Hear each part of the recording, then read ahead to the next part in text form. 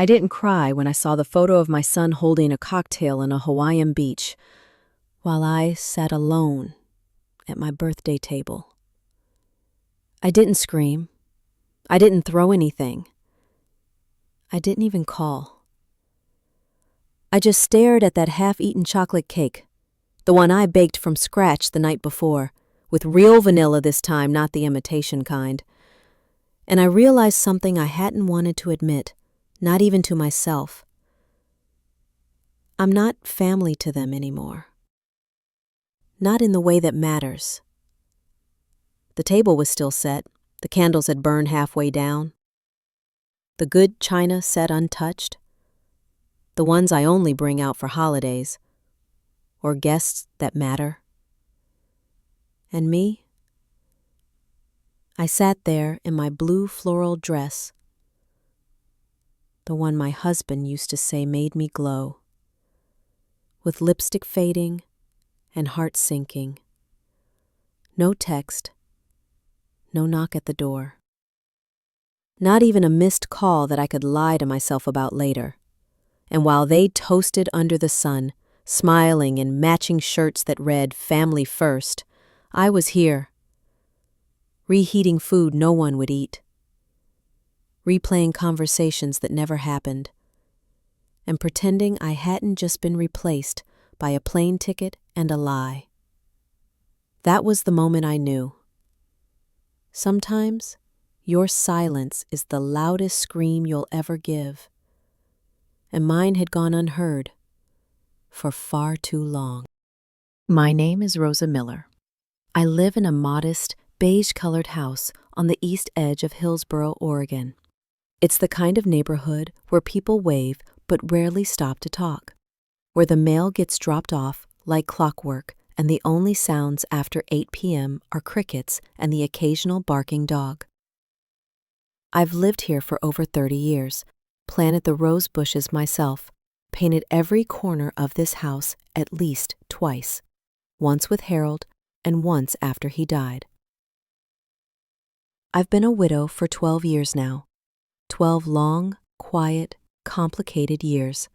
I met Harold Miller at a county hospital in Eugene. I was a nursing student. He was a patient with a broken collarbone and a charming smile. He asked me out with a handwritten note folded into an origami crane. We got married 2 years later and moved into this house shortly after Ethan was born. Harold was my anchor, quiet, calm, steady as the tide.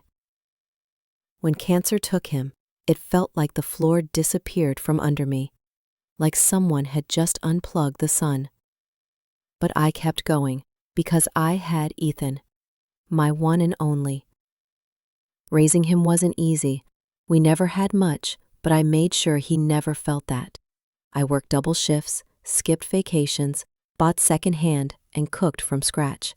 We didn't do Disneyland, but we had pancakes shaped like dinosaurs and story time under blankets. Every birthday, I made a wish for him instead of myself. He was my reason, my purpose. When he got into college, I cried like someone had handed me the moon. He went on to get a degree in business, married a beautiful girl named Camilla. They had a boy, Alex. And I thought, this is what it's all been for. The sacrifices, the loneliness, the back pain, the savings account I barely touched. All for this legacy. But legacies are strange things. Sometimes you build bridges only to realize they were one way all along. After Harold passed, I tried not to need too much. I didn't want to be the kind of mother who clings, so I stayed busy, volunteered at church, baked pies for the food pantry, checked in with Ethan every Sunday like clockwork. He rarely called first, but when he did, it made my whole week. Still, there were signs, little things, times when I'd ask to see Alex and get a, "He's busy," or when I'd send birthday money and not even get a thank you. Camilla once told me, "You're too generous, Rosa. You make it hard for people to give back." I thought it was a compliment. Now, I'm not so sure. I've always believed in kindness and giving more than you take, and family being the place you go back to, not the place you have to earn your way into. But age teaches you things. And what it's taught me lately is this: they mistake your endurance for agreement.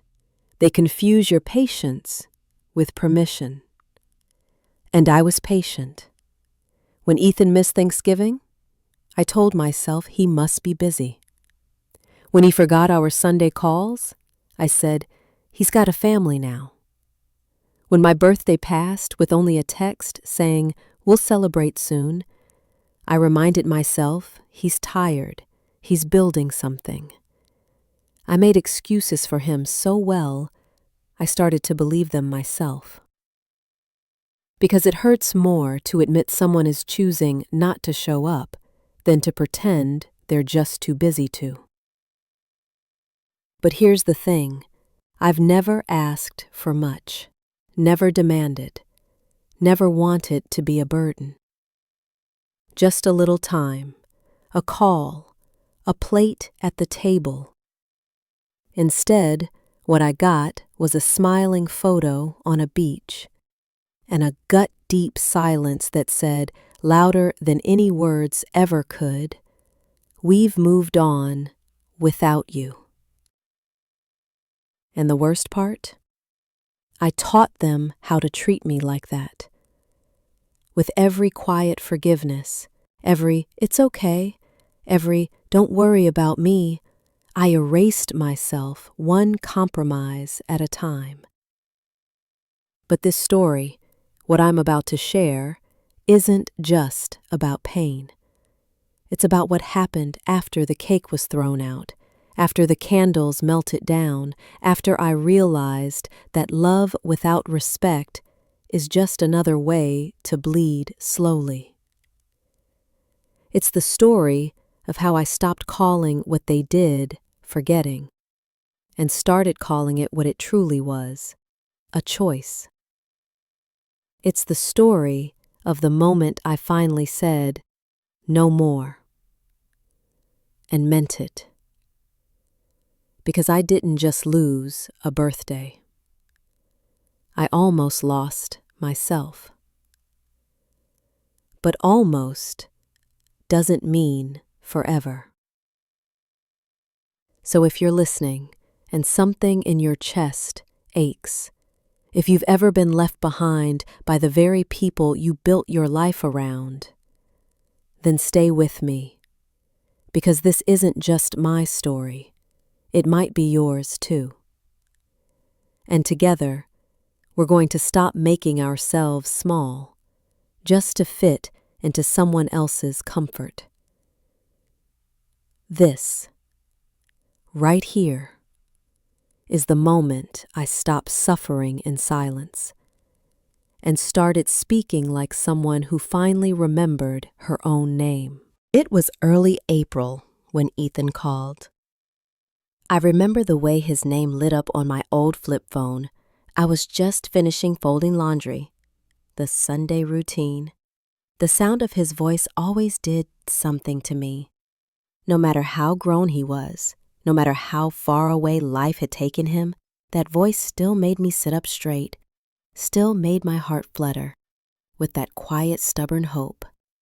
Maybe this time he's calling just to talk, just to hear my voice. But this time, his voice was brighter than usual, excited. He said, "Mom, guess what? Camila and I are planning something special for your birthday this year." I smiled so wide I had to press my hand to my cheek to steady it. "Oh, really? What kind of special?" "A trip to Hawaii." I blinked. "To where now?" "Hawaii, Mom. We're flying you out.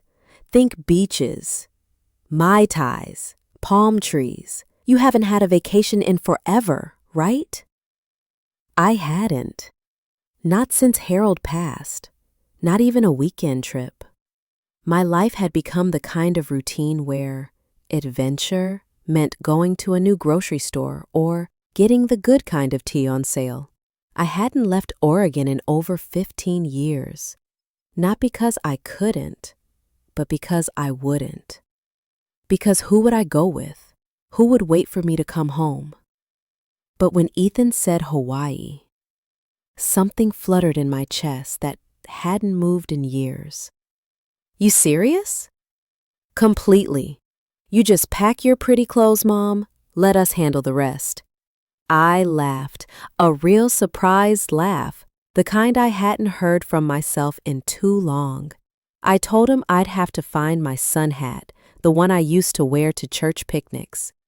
He told me not to worry, said Camila was picking out outfits she thought would look great on me. And then, a week later, he called again. This time, not so excited. Hey, Mom, about the tickets. The prices are jumping like crazy. I was wondering, do you still have that credit card I helped you set up? Just for emergencies? I hesitated. Not because I didn't trust him. I did. I always had. But something about the word emergencies rubbed against me wrong. Still, I brushed it off. Maybe it was an emergency, a good kind, a birthday surprise. You worked your whole life, Mom, he said. This is for you. You deserve it. Let's just use it to book now, and I'll handle everything else. So I gave him the number. I didn't think twice about it. Over the next few weeks, I caught myself humming while I washed dishes. My steps felt lighter. I even started preparing what to bring. I dusted off the purple suit. Every little detail made me feel seen, anticipated. And then, the night before my birthday, my 76th, the phone rang again. I knew something was wrong the moment I heard his voice. It wasn't the excited version of Ethan. It was the distracted one. The one that always came when I was about to get some kind of news I didn't ask for. Hey, Mom. I hate to say this, but the trip, it's postponed. Silence. I stood in my kitchen, holding a dish towel. My heart dropped straight to my feet. Postponed? Yeah, just a few scheduling issues. It's been crazy around here. You know how it is. So, how long? A few weeks, maybe a month. We'll still go. Promise. I didn't say anything for a moment. I just nodded, even though he couldn't see it, because what else could I do? But you're still coming to dinner tomorrow, right? There was a pause, too long for comfort. Of course. He said, finally. We wouldn't miss it. That should have made me feel better, but it didn't. Something in his tone had changed. After we hung up, I stood there, looking at the purple suitcase by the door, still packed, still waiting. I reached over and straightened the edge of the sundress, smoothing the fabric like it was a fragile memory I didn't want to wrinkle. It's okay, I whispered to myself. Plans change. Life gets busy. I told myself I was being silly, overly sensitive. That maybe I was just too used to disappointment. And yet, deep down, a small cold place inside me knew something wasn't right. I stayed up that night longer than usual, made a mental list of what to cook, checked my napkins, polished the good forks. I wanted the table to look just right. Even if the trip was delayed, dinner would still be special. At least I'd see their faces. At least I'd feel loved. Even if just for one night. I went to sleep with my hands folded over my stomach, like I used to do when I was younger and afraid of storms. But the storm this time, it wasn't outside. It was already rolling in. Quiet, unforgiving, and I was still hoping it would pass. I woke up before sunrise that morning. My body stirred on its own, like it remembered how birthdays used to feel. When I was little, I'd wake early for pancakes and surprises. When I was a mother, I'd wake to prepare joy for someone else. But this time, this day was supposed to be mine. It was my 76th birthday, and for the first time in a long, long time, I thought someone was going to make me feel seen again. I turned on the gospel playlist Harold loved. His Eye is on the Sparrow played softly in the kitchen. The air felt gentle, hopeful. I brewed a fresh pot of coffee, not instant, but the good ground beans from that tiny market on 7th I rarely splurged on. I stood for a moment and just let the smell fill the house, the kind of smell that makes a house feel alive. Then I began to cook. I made honey-roasted chicken, the kind I used to make for Sunday dinners back when Ethan still lived at home. I boiled elbow macaroni and folded in fresh mayo, a bit of mustard, chopped celery, eggs. Topped it with a sprinkle of paprika, like I used to when Camila would compliment my presentation. I made chocolate cake from scratch, not the boxed kind. I used real butter, real cocoa, cracked the eggs one by one, mixed it slow, waited for the smell to bloom in the oven like a soft memory. As the kitchen filled with warmth, I brought out the good china, the white set with golden trim I kept on the top shelf only for holidays. I dusted off 4 plates, 4 wine glasses, 4 cloth napkins. The table was set. Me, Ethan, Camila, little Alex. I even added an extra fork just in case Alex brought that little neighbor friend he always talked about. I placed name cards, not fancy ones, just small notes folded neatly with their initials. E for Ethan, C for Camila, A for Alex, R for Rosa. I smiled a little when I placed mine down.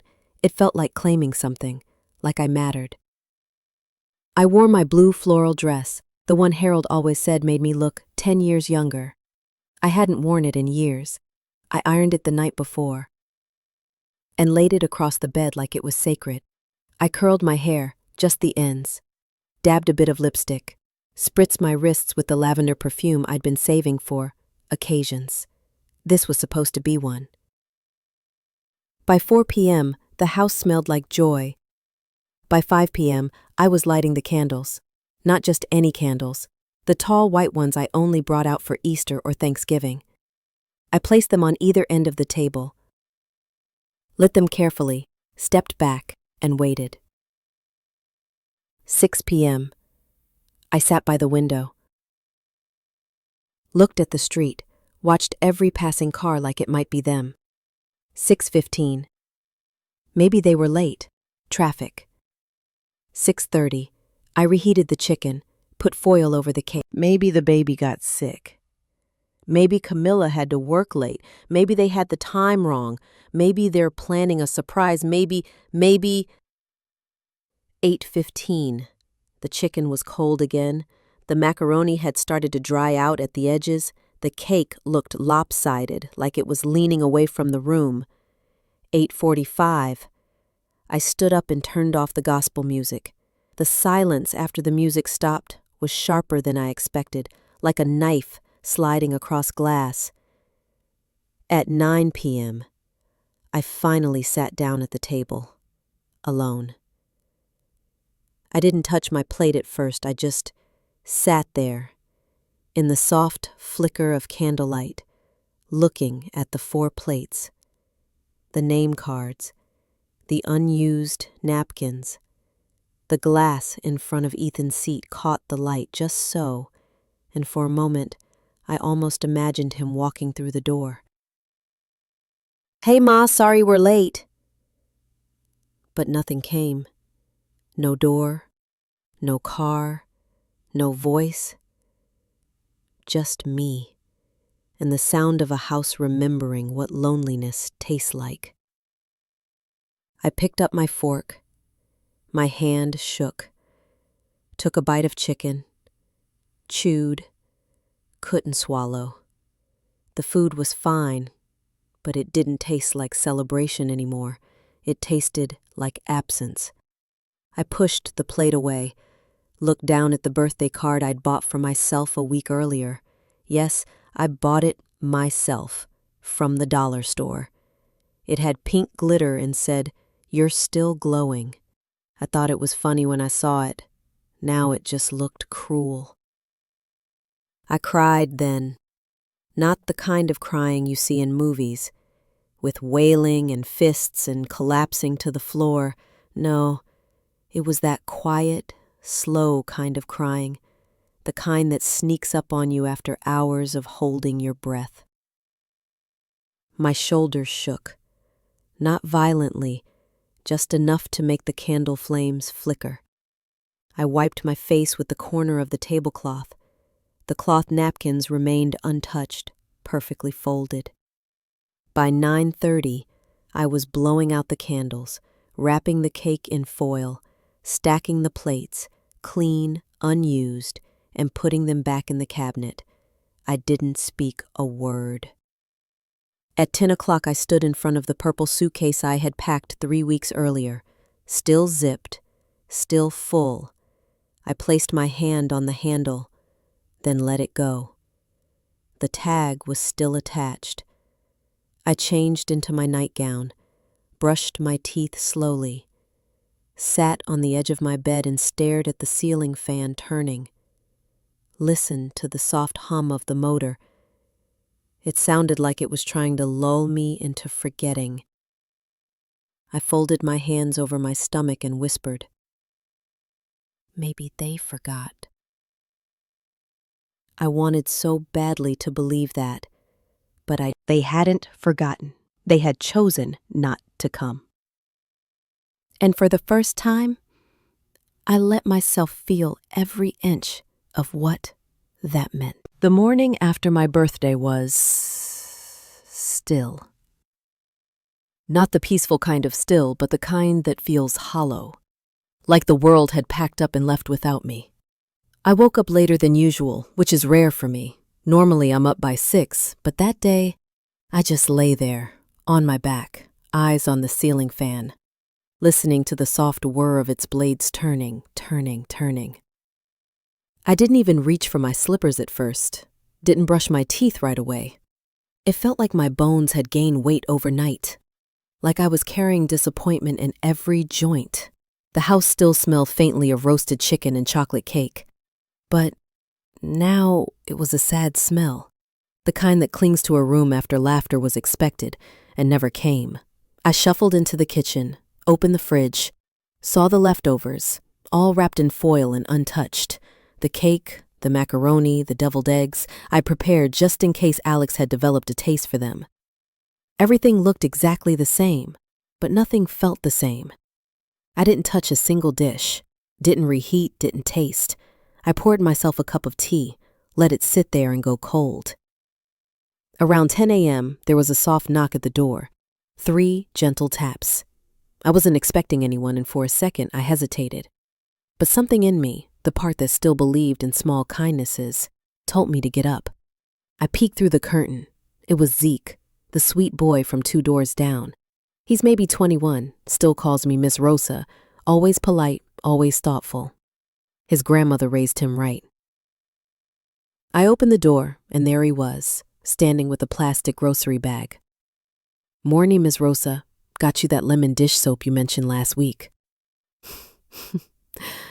I smiled. Not a wide one, just the kind you give when your heart's still bruised.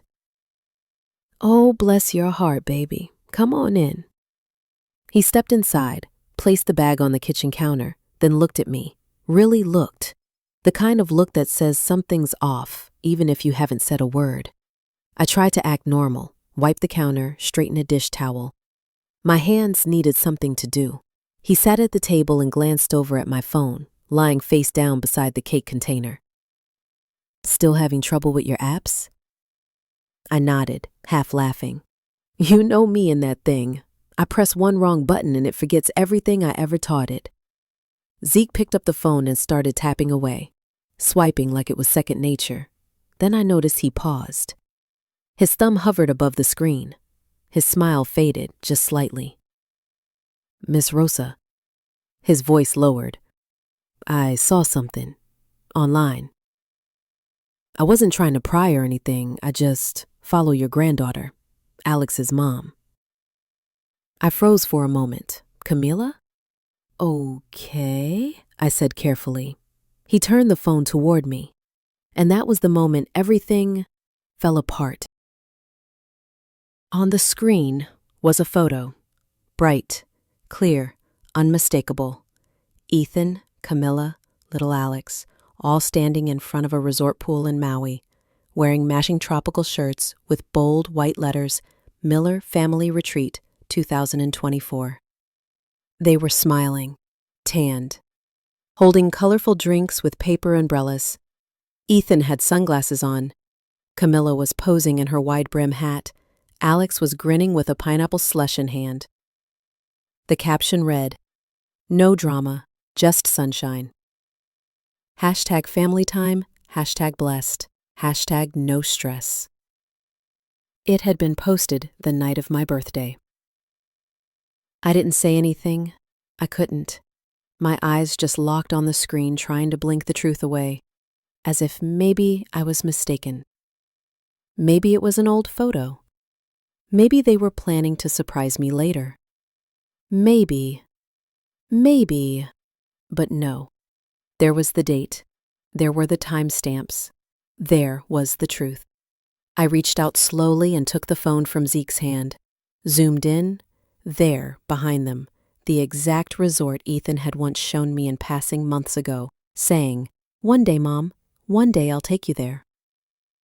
Except now, they'd taken themselves and left me behind. I scrolled to the next photo.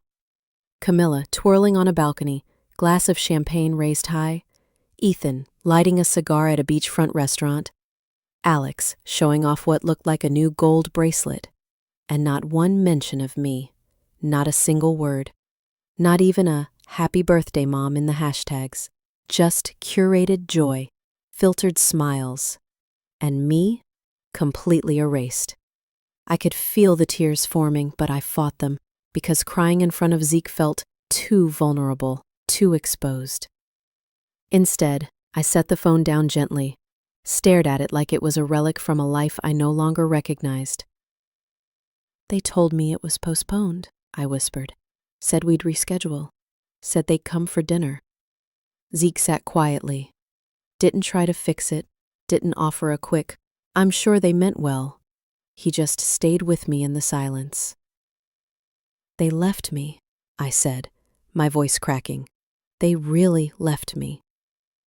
He reached out, touched my shoulder gently. "I thought you knew, Miss Rosa." "If I'd known, I never would have shown you like this." "It's not your fault," I said, wiping my cheek with my sleeve. "It's mine, for believing them." Zeke didn't say a word after that. He didn't have to, because in that moment, his presence, his quiet, unearned kindness, stood in such stark contrast to the people I'd spent my life sacrificing for. People who shared my blood, who used my name, who had no trouble spending my money, but couldn't spare me an invitation. After Zeke left, I didn't move for a long time.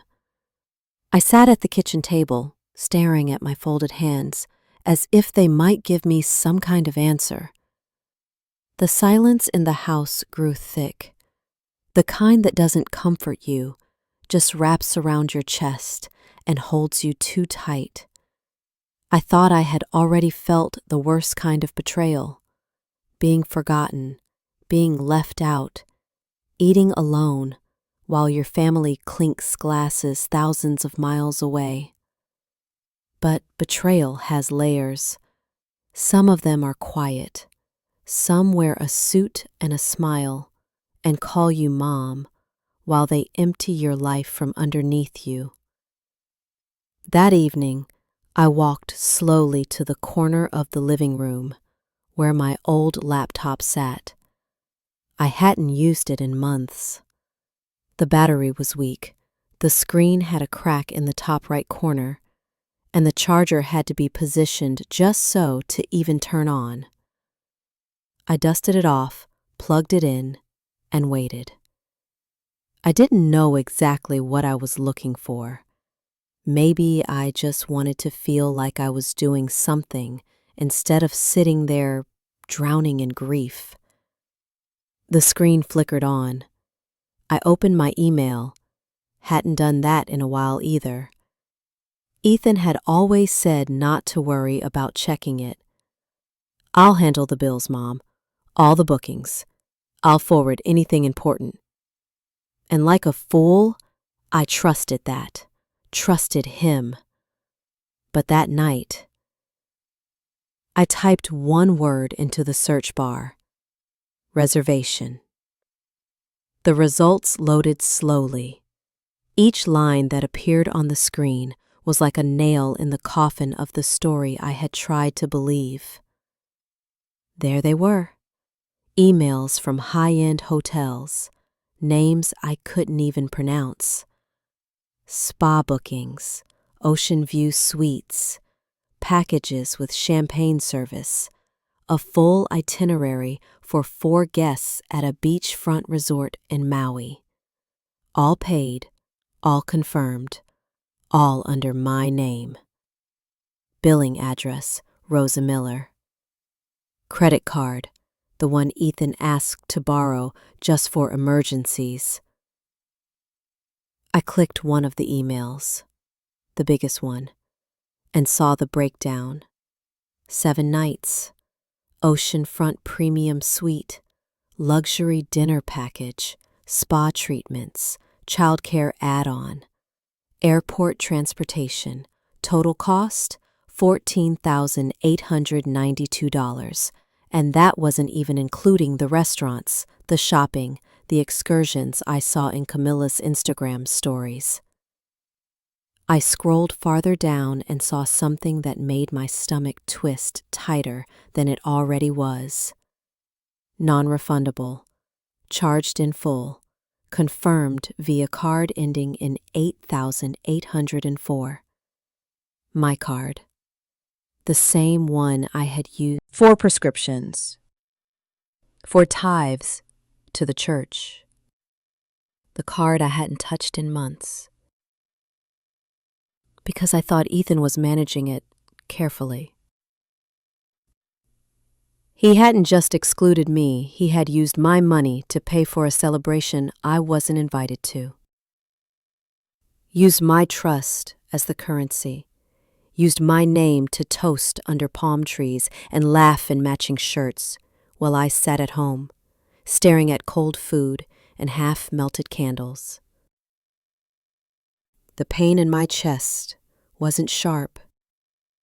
It was dull. Heavy, like someone had reached inside me and taken something vital. Not a heart, not a soul, but a piece of dignity. I stood up slowly, walked down the hall to the mirror Harold had hung in the entryway 20 years ago. I looked at myself.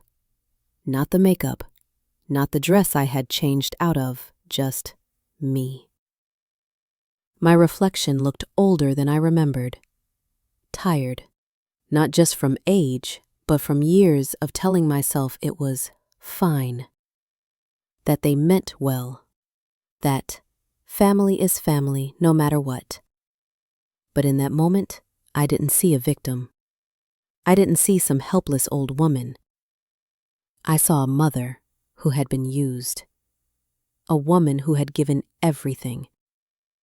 And who finally understood the difference between love and loyalty weaponized. I whispered to myself, but the words came out loud and clear in the stillness of the hallway. You are not blind, and you are not helpless. Then I said it again. You are not helpless. Because sometimes you have to say the truth out loud, just to believe it again. I walked back to the kitchen, sat down, pulled out a notebook I hadn't touched in years, the one I used to keep family recipes in, and I made a new list. Not for grocery shopping, not for holiday meals. It was titled, Things I Can Still Do. The first line, call the bank. The second, change passwords. The third, find help. not pity, help. Because here's the thing they never tell you about betrayal. It doesn't always arrive with slammed doors or shouting. Sometimes it comes with a smile. A polite, "Thank you, Mom." A fake promise of a vacation. A quietly emptied account. And you don't even realize you've been robbed. Until you're sitting alone at a birthday table you cooked for. But that night, something in me shifted. Not into bitterness, not into rage, just clarity, stillness, resolve. I wasn't going to cry anymore. I wasn't going to plead, and I sure as hell wasn't going to wait for Ethan to come back with another lie wrapped in a soft voice. If they had used my money to escape from me, then I was going to use my name to take my power back. It had been 4 days since I found the hotel receipts. 4 days since I looked in that mirror and told myself the truth. I hadn't heard from Ethan. Not a call, not a text, not a single acknowledgement of my birthday, or the fact that he had used my name, my trust, and my money to fund a family trip I was never meant to be part of. But then, on the 5th day, he came walking through my front door.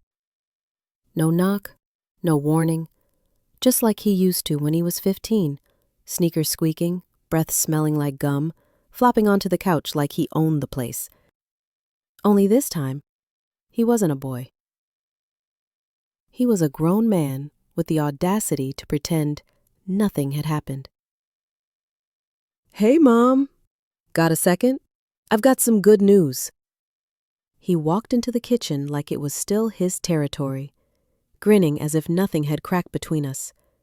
"I found a house. Real fixer-upper, but tons of potential. Camila and I are thinking long-term. Rental income, equity, all of it. We just need to move fast." I didn't say a word, just looked at him. "So," he continued, "we're trying to pull together about $30,000 for the down payment. I figured, since it's basically coming to me anyway, maybe you could just lend me part of the inheritance early?" I didn't blink. I didn't laugh. I didn't cry. I just looked him in the eye and said, calmly, "You already took what you needed, and more." His smile faltered. For a split second, something behind his eyes flickered. Surprise? Guilt? Shame? But it disappeared just as fast. "Mom, come on, don't be dramatic. You act like we robbed you." I didn't answer. Not yet. He laughed, but it was hollow now. "It was one trip, and we were going to take you, eventually. You really gonna hold a grudge over some vacation mix-up?" I opened the drawer beside the table and took out an envelope. Thick, crisp, sealed. I slid it across the table to him. "What's this?" he asked, picking it up. "My new will," I said. "Drawn up yesterday." He stared at me. "What?" "I've transferred all my remaining assets," I continued. "Bank accounts, savings, the house, everything. It's now going to a foundation that protects elderly women from financial abuse." His jaw dropped. "You're cutting me out. Completely?" I didn't flinch. "No," I said quietly. "You did that the day you saw me as a wallet instead of a mother." He stood up so fast his chair screeched against the floor. "You're kidding me. You can't be serious." I stayed seated. "Oh, you're going to give everything to strangers?" I let out a breath, a slow one, measured, earned. "They're not strangers," I said. "They're women like me. Women who gave everything and got used in return. Women who were told you're overreacting when they finally stood up for themselves." His fists clenched. "After everything I've done for you?" "What have you done for me, Ethan?" I asked, leaning forward. Lied to me, emptied my account, spent my retirement on poolside margaritas and matching t-shirts. I'm your son, and I'm your mother, I shot back. I changed your diapers, held you during night fevers, skipped meals so you could eat, pawned my wedding ring to buy you braces. You don't get to erase that with one beachside brunch. He fell silent. For the first time, he didn't have a comeback. Just stood there, breathing hard, his hands on his hips, his eyes darting to the door, then back to me. You do this, he said, his voice cold now. You're going to be all alone. I stood up too, slowly, carefully. No, I said. I was alone when I sat at the table last week. I was alone when I looked at pictures of you, smiling in Maui while I blew out birthday candles by myself. I was alone when you drained my bank account and called it love. He looked away. Don't call me when you need something, he muttered. I walked to the pantry, picked up the broom, and turned back to face him.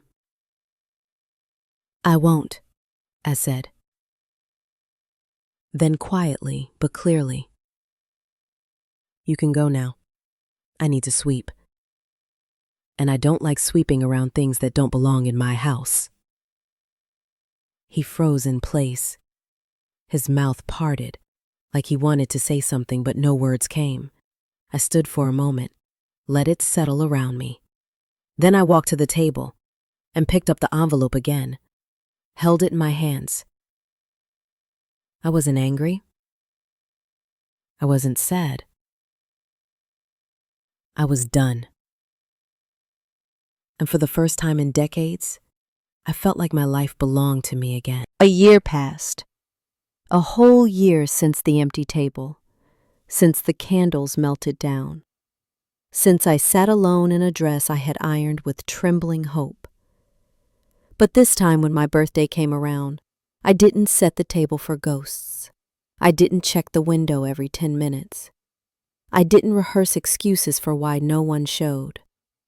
This time, I made a different choice, a stronger one. I booked the small multi-purpose room at the Hillsborough Community Center, the one with the warm yellow walls and folding chairs that squeak when you sit too quickly. It wasn't glamorous, but it was mine. I called it a potluck, though I cooked most of the food myself. Not because I had to, but because I wanted to. Fried chicken, seasoned and golden, deviled eggs with paprika, green beans with ham hock, and my favorite, lemon-glazed pound cake. Dense, but not too sweet.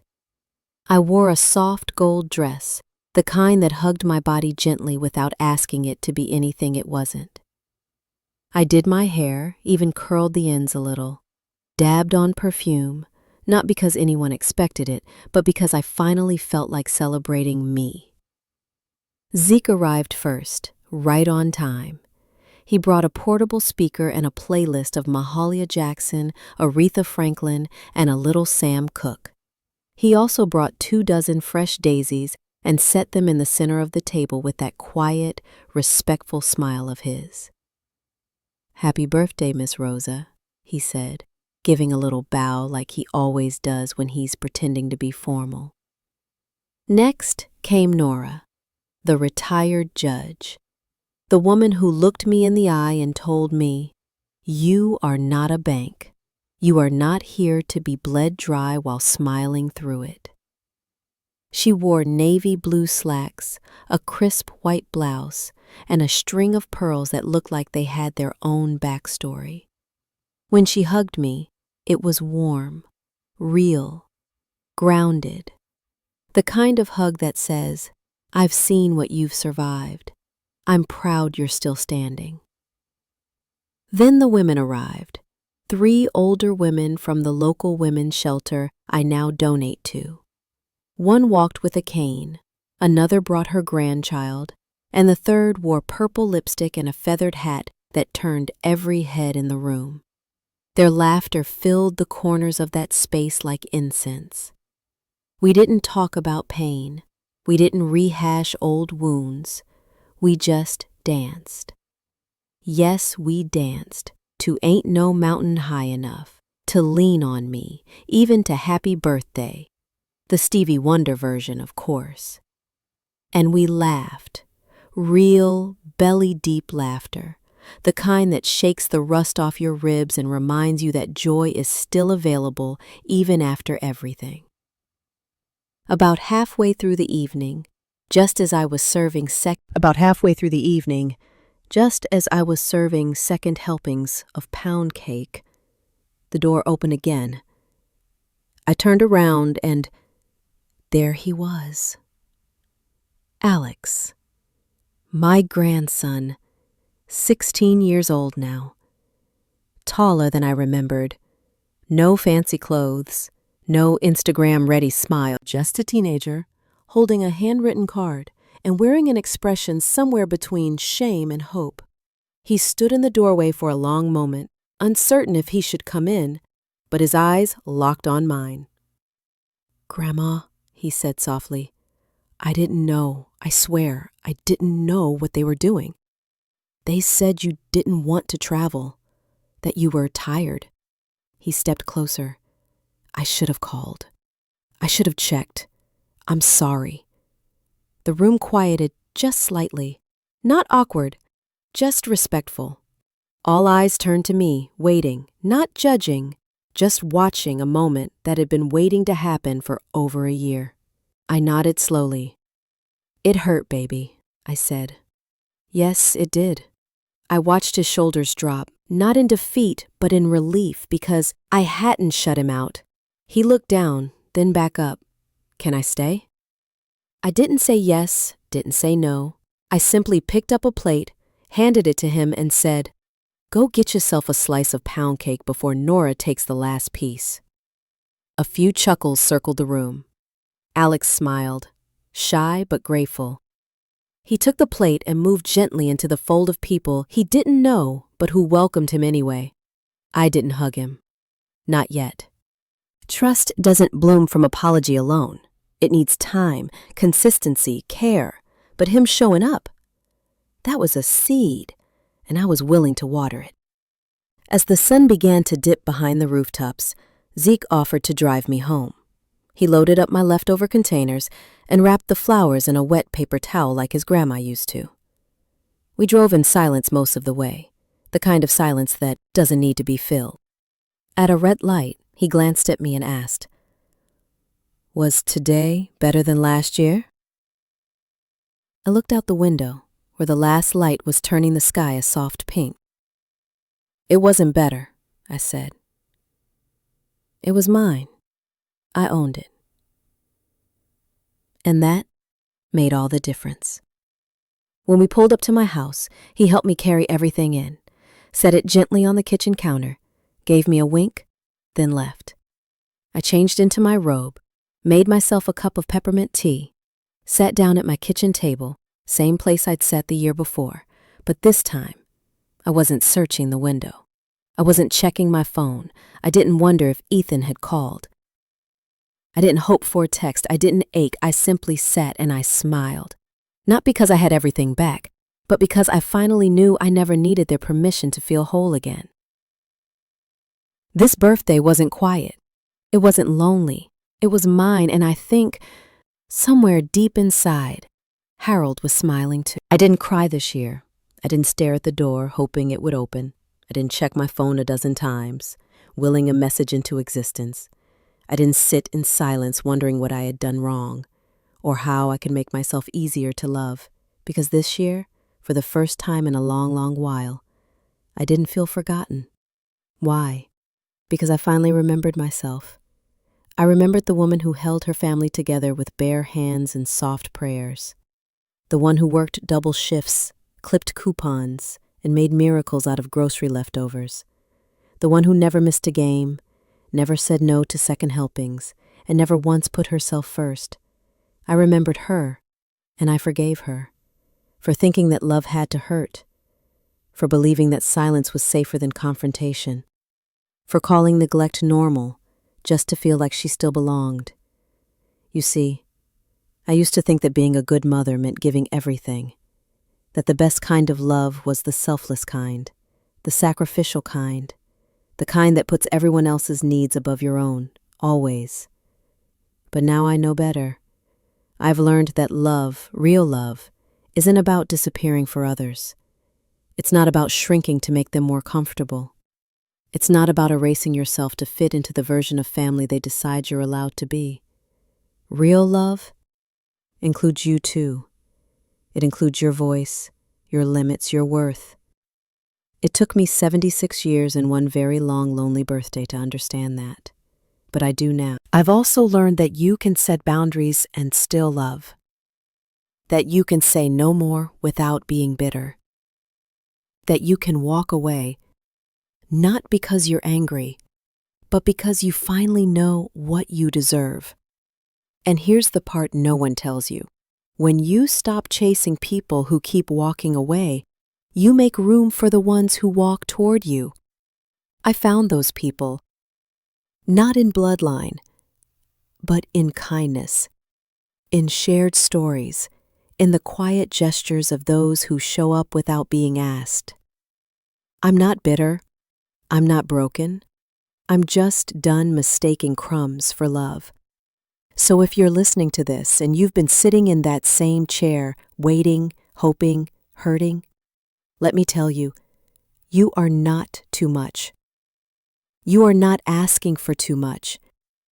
And you are not here to be used up until there's nothing left. You are here to be whole. And it's never too late to remember who you are, even if the people closest to you have forgotten. Because the truth is, the most powerful kind of love is the love you finally give to yourself.